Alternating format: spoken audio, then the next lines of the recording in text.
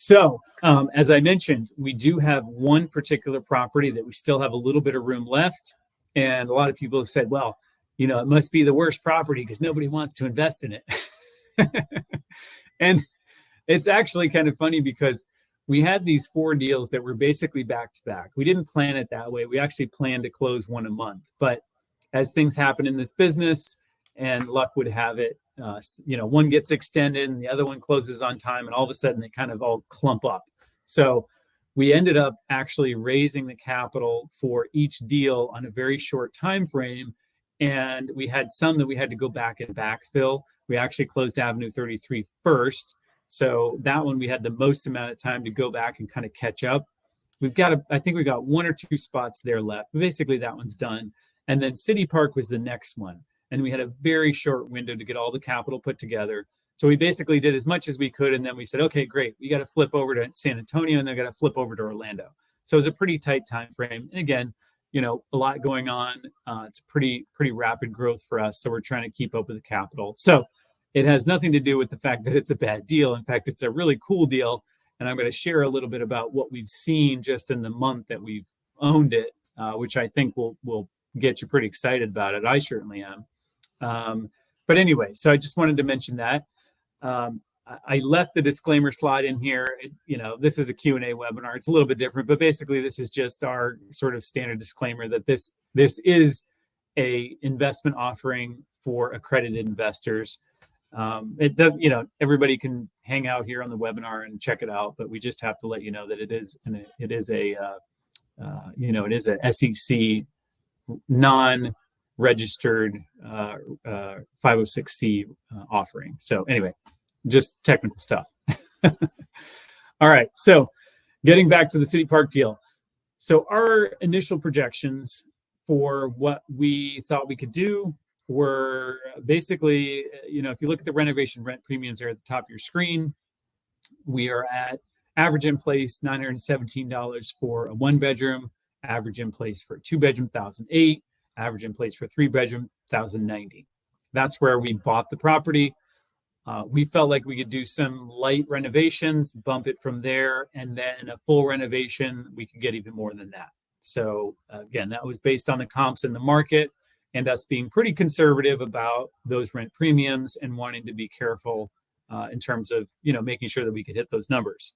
Now, those numbers backed into our overall model, gave us some good returns. And again, that's why we wanted to do the deal, because it's in a great area. We love Atlanta. There's lots of growth happening in Atlanta. In fact, Atlanta has actually been one of the most resilient markets for both job and wage growth in the country. And right now, as you guys probably know, places like Phoenix, John's hometown of Boise, Idaho, Salt Lake, some of those markets, they're kind of getting hammered from a rent decrease standpoint. And it'll be fine. They'll make it through. It's not the end of the world, but they're getting pretty hammered. Atlanta is not. In fact, Atlanta's been very steady and true to the last couple of downturns. We don't really expect to see a whole lot of declines in the rent market for Atlanta. So anyway, it's a solid market. It's going to continue to grow. It's on the I-85 growth corridor in the southeast. Lots of manufacturing, distribution, technology. You name it, it's kind of got everything. It's a great place to be. So really the only challenge with Atlanta, in particular the county where we're located here, is that you've got some backup from evictions, and there are quite a few evictions. But we're kind of used to that, because whenever we buy a property, we're going through and reprofiling that property with the right folks that pay their rent on time, have the income, qualify, et cetera, et cetera. So we expect that. And obviously, once we get that completed, we're not going to need to go through and have the eviction process as consistently as we do now. So anyway, so bottom line is that's what we projected based on the comps in the area. And, that kind of gave us our business plan.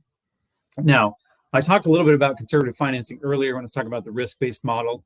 So here's some specifics to kind of let you chew on. So in this particular deal, we've got a 68% loan to value loan. very low relative to, kind of what some folks would consider normal leverage of 70, 75, 80%. So 68%. Now that's loan to value. We're putting about $2.5 million into it. So that's, from a loan to cost standpoint, it's going to be even lower than that. Again, we try to keep it in that 60, 70% range. So it's right in that range. So it's pretty low loan to value. We've got a 5-year loan on it, 3 years plus two 12-month extensions, full term interest only. So we've got some pretty good terms there. We were able to actually do pretty well in the loan, given the interest rate market. The only painful part is that these days, when you purchase what's called a rate cap, which essentially locks in your interest rate, those are pretty expensive. So it took a good chunk of change to purchase that interest rate cap. But, again, from a risk standpoint, we don't want to be left sort of hanging out in the wind just in case the Fed does decide to continue raising these rates a lot. We need to be protected. So that was really the only painful part of this particular project. But again, it goes into that cost of the cost of doing a deal in today's market versus the profit that we're going to get on the back end. Now, on the bottom here, you'll see our conservative underwriting kind of ties into the additional 6 months of operating reserves, $1.4 million. We stress tested our break-even occupancy. And the other thing we've done in terms of a return standpoint is we've kind of said, let's not model that the cap rate or the valuation in the market is going to stay the same. Let's model that it is going to actually get worse. Now, I don't think in 5 years that it's going to be worse, but you never know. So let's be conservative. Let's take the sort of the worst case scenario and see how that plays out. So that's what we did. Those are the numbers that are factored into our overall return. Again, I don't think that's going to be the case. I think in 5 years, we're going to be back in a good spot. The economy is going to, go through its sort of corrective period and then get back on a good path, but we never know. But that's part of our conservative underwriting. So all that being said, kind of the stress testing, the interest, all these different components play into these projected returns. And I think it's important, and the reason we like to talk about the underwriting before we talk about the returns is because returns are very easy to manipulate one way or another. It's very easy to take projections and move things around and make everything look good. We don't want to do that. We'd rather be very realistic about it, be conservative, and ensure that what you're getting at the end of the day is a realistic projection of what should happen, even in a average market. Now, it's easy for anybody to hit the returns when the market's just going crazy like it's been for the last 10 years. What happens when you hit a bump in the road like we're seeing right now? Can you still hit these returns? That's really what we're wanting to project, so that we're kind of able to say, here's what we expect to happen over the next 5 to 10 years. So we have a 8% preferred return on this deal, an average of a 10 to 12% projected cash and cash return. Now, that's an average over 5 years. It always starts off a little lower because, we buy the property, start going through that renovation process, and then it bumps up. Usually the first year, 4 to 6%, then it kind of bumps up 2% to about 2% every year as we do the turnaround. Projected IRR, 15, 18%. Again, that's roughly a double in 5 to 7 years. That's kind of a standard for us.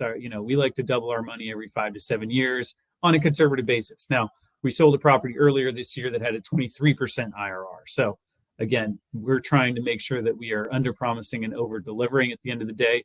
But that's our projection here. Investment term is 5 to 10 years. Now, I can't guarantee you that it's going to be 5 or 10. The point is it's a long-term investment, and we want to make sure that we set that expectation appropriately, because this is more focused on the cash flow and the tax, not advantage, but just the tax efficiency of the deal. So let's just say we buy a deal 3 years from now, we have a ton of equity built up into it, and we have the opportunity to roll that money into another deal that has a lot of potential upside.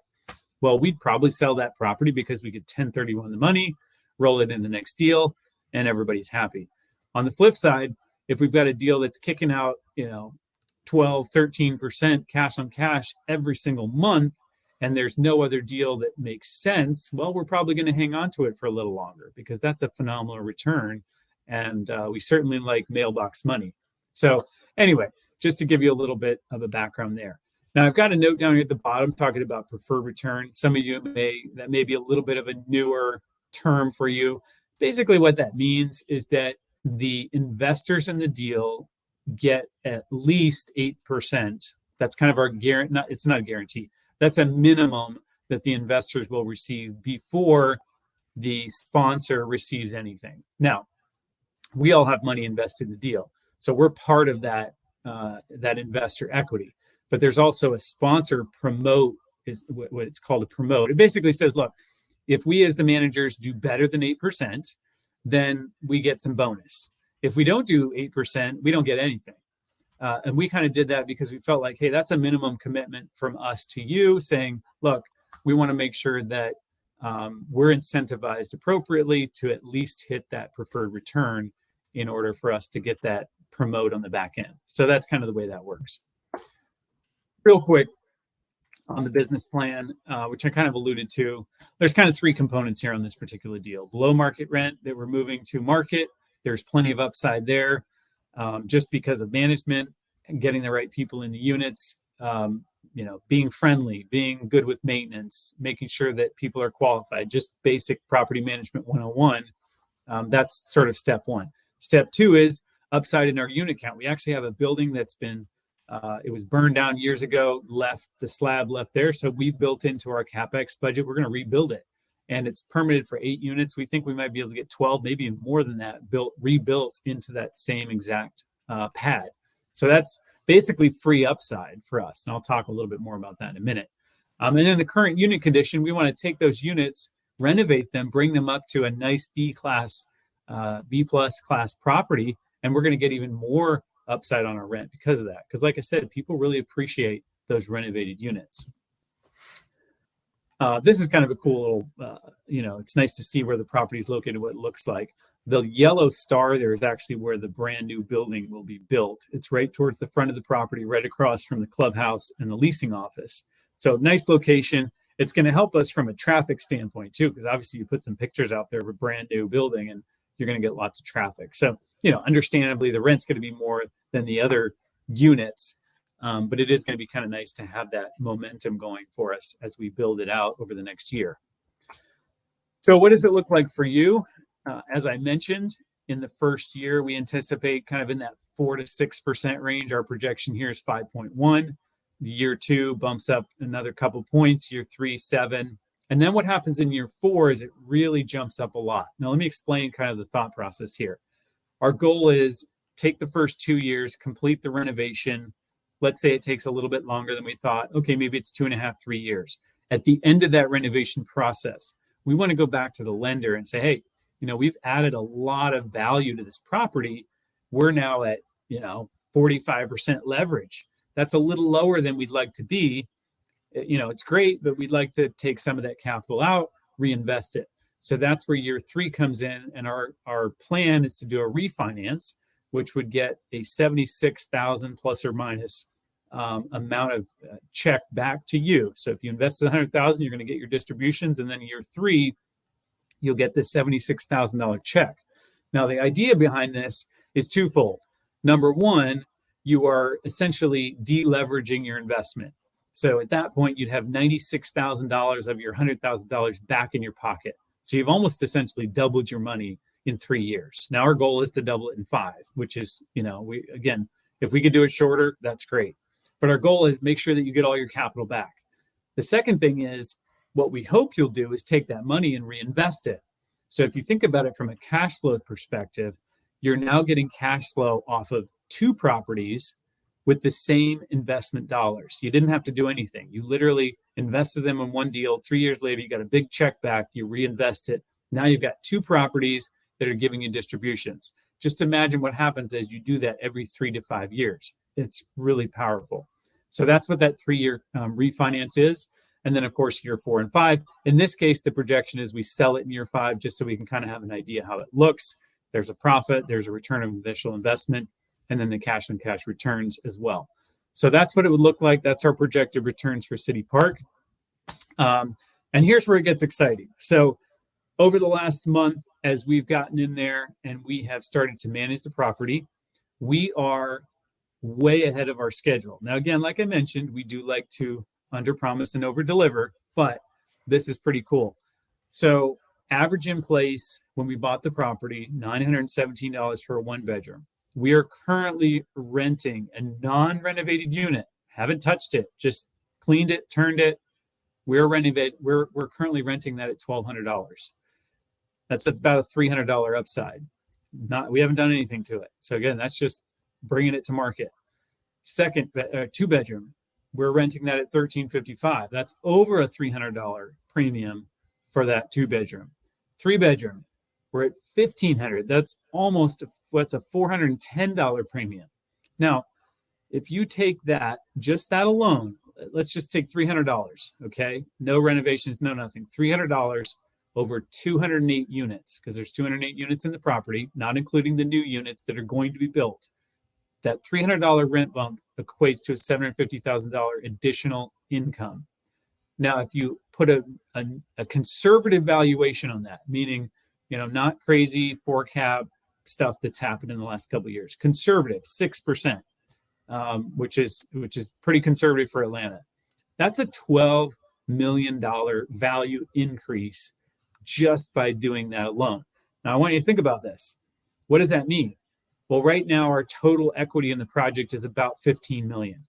So we've essentially almost doubled our money just by bumping those units to market rent. Now, obviously, it hasn't happened yet. It's going to take us time to work through every single unit. But the point is, that's how this works, and it's pretty cool. The second thing I wanted to mention is the units that we're bringing online for this building that's not built, that we're going to rebuild. It takes us about a year to do that. But if you take the profit or the income that that's going to generate, it's about a $4 to $6 million value that we're going to be adding. So again, that's another, call it 30% that we've added just by putting that building. So again, you can kind of see how these upsides work and the valuation gets increased, and how we can really profit from buying the right product in the right place with the right upside. So anyway, I wanted to bring that to you. It's exciting for me to see it. Not completely surprising. Again, we try to be conservative and try to outperform what we want to do, but it's always nice to see that. So anyway, wanted to bring this to you guys, to your attention. This is an opportunity that's still available. Would love to have you on it. And it's still available for 2022. So obviously any investment that comes in before the 31st of December would get the accelerated depreciation, which is a nice tax benefit in addition to some good solid monthly cash flow.